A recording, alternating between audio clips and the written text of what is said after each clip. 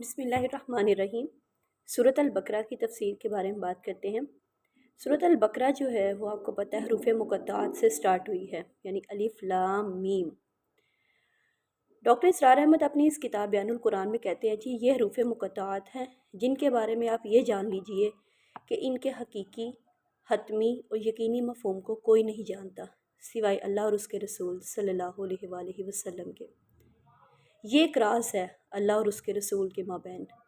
हरूफ मुक़त्ताअत के बारे में अगरचे बहुत सी राय हैं, लेकिन इनमें से कोई शय रसूलुल्लाह सल्लल्लाहु अलैहि वसल्लम से मनकूल नहीं है। अलबत्ता ये बात साबित है कि इस तरह के हरूफ मुक़त्ताअत का कलाम में इस्तेमाल अरब में मारूफ था, इसलिए किसी ने इन पर कोई एतराज़ नहीं किया।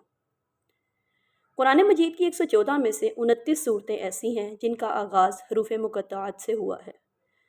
सूरह क़ाफ, सूरह कलम और सूरह स्वाद के आगाज़ में एक एक हरफ है। हामीम, तौहा, यासीन ये दो हरूफ हैं। अलिफ लाम मीम, अलिफ लाम रा 3 हरूफ हैं जो कई सूरतों के आगाज़ में आए हैं। अलिफ लाम मीम स्वाद, अलिफ लाम मीम रा 4 हरूफ हैं। हरूफ मुक़त्ताअत में ज़्यादा से ज़्यादा 5 हरूफ यकजा आते हैं। चनाचे क़ाफ हा या ऐन स्वाद सूरह मरियम के आगाज़ में और हा मीम ऐन सीन क़ाफ सूरह शूरा के आगाज़ में आए हैं।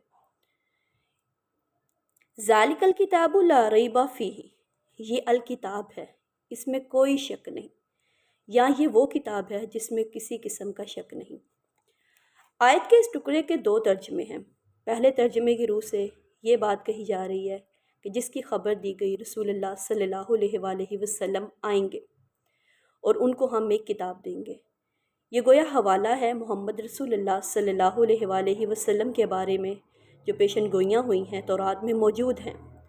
आज भी किताब मुक़द्दस की जो किताब इस्तिस्ना है उसके 18वें बाब के 18वीं आयत के अंदर ये अल्फाज मौजूद हैं कि मैं इन बनी इसराइल के लिए इनके भाइयों बनी इस्माइल में से तेरी मानिंद एक नबी बर्पा करूँगा और अपना कलाम उसमें डालूँगा और जो कुछ मैं उसे हुक्म दूँगा वो वही आगे पहुँचाएगा।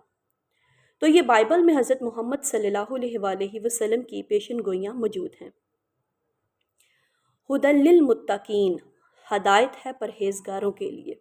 दूसरी आयत की बात हो रही है जिसमें ज़ालिकल किताबु ला रैबा फ़ीह हुदल लिल मुत्तकीन, हदायत है परहेज़गारों के लिए, यानी उन लोगों के लिए जो बचना चाहें। तकवा के लफ्ज़ी मानी है बचना, वक़ा यकी का मफ़हूम है किसी को बचाना, जबकि तकवा के मानी है खुद बचना, यानी कजरवी से बचना, गलत बयानी से बचना। जिन लोगों के अंदर फितरत सलीमा होती है उनके अंदर ये इखलाकी हिस्स मौजूद होती है कि वो भलाई को हासिल करना चाहते हैं और हर बुरी चीज़ से बचना चाहते हैं। यही लोग हैं जो कुरान मजीद के असल मुखातबीन होते हैं। गोया जिसके अंदर भी बचने की ख्वाहिश है उसके लिए ये हदायत है। सूरह फातिहा जो हमने पीछे पढ़ी उसमें हमारी फितरत की तर्जुमानी की गई और हमसे ये कहलवाया गया कि इहदिनस सिरातल मुस्तकीम, यानी है परवरदिगार हमें सीधे रास्ते की हिदायत बख्श।